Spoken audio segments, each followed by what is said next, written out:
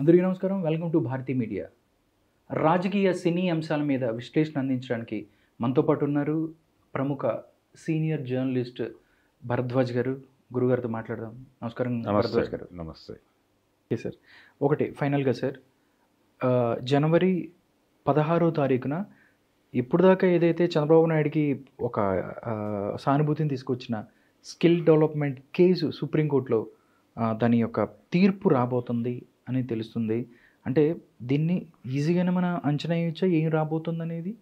అంటే తీర్పు అంటే ట్రయల్ జరిగిన తీర్పు కాదండి. ఓకే, వీళ్ళు క్వాష్ పిటిషన్ వేసున్నారు, ఓకే, దాని మీద నిర్ణయం వస్తుంది. ఓకే, ఒకవేళ అడ్మిట్ అయితే కేసు తీసేయాలి అని కనుక సుప్రీంకోర్టు ప్రకటిస్తే తీసేస్తారు. లేదు అది డిస్మిస్ అయితే ట్రయల్ కోర్టులో ట్రయల్ జరుపుకోవాలి. ఓకే, ఆ ట్రయల్ ఎప్పుడు జరుగుతుందో ఎవరికి తెలియదు. అది అట్లా అవుతాను. ఎన్ని సంవత్సరాలైనా పట్టవచ్చు టైం. కాబట్టి రేపు సుప్రీంకోర్టులో జడ్జిమెంట్తో చంద్రబాబు నాయుడు గారికి వచ్చేటువంటి లాభం కానీ నష్టం కానీ ఏమీ లేదు. ఓకే, అయితే ఆ జడ్జిమెంట్ పాజిటివ్గా వస్తే కొంత గొడవ చేస్తారు. ఒకవేళ క్వాష్ అయితే కేసు తీసేస్తే అసలు సమస్య లేదు. పూర్తి పాజిటివ్గా ఆయన ఇప్పుడు ఎలక్షన్ టైం కాబట్టి అవసరమైన టైంలో అవసరమైన జడ్జిమెంట్ వచ్చిందని చెప్పి చెలరేగిపోతాడు ఆయన మైకుల ముందు.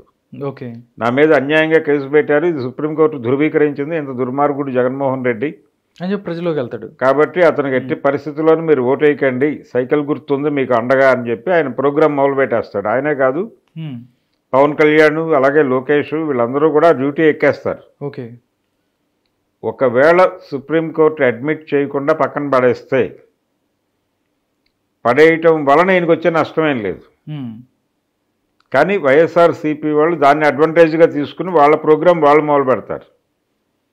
దీనిలో ఏదో మేరకు ఆధారాలు ఉన్నాయి కదా అనే కదా సుప్రీంకోర్టు క్వాష్ పిటిషన్ని పక్కన పడేసింది, అంటే మేమే గెలిచామని చెప్పి వాళ్ళ పద్ధతిలో వాళ్ళు మొదలు పెడతారు.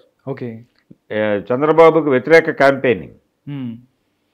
సో ఫిజికల్గా చంద్రబాబుకి వచ్చిన నష్టమేం లేదు దీనిలో.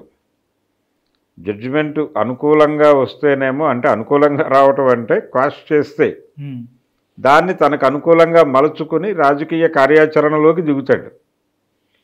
లేదు పిటిషన్ని కనుక అంటే కోర్టు క్వాష్ చేయకుండా వెళ్ళి ట్రయల్ కోర్టులో తేల్చుకోండి అంటే ఏమీ కాదు, ఆయన అదే బెయిల్ మీద అలాగే ఉంటాడు, తన యాక్టివిటీ తను చేసుకుంటూ ఉంటాడు.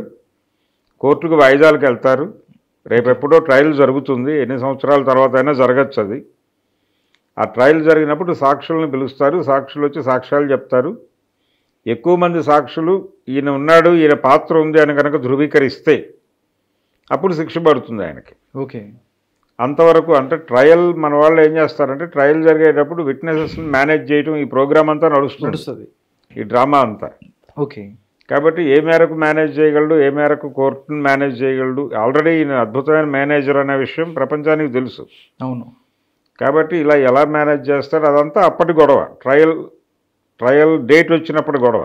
ఓకే, కాబట్టి అప్పటి వరకు చంద్రబాబుకి వచ్చిన ప్రమాదం ఏం లేదు సుప్రీంకోర్టు డెసిషన్ వలన. చూద్దాం సార్ ఏం జరుగుతుంది ఏంటంది, ఇంకా టైం ఉంది కాబట్టి.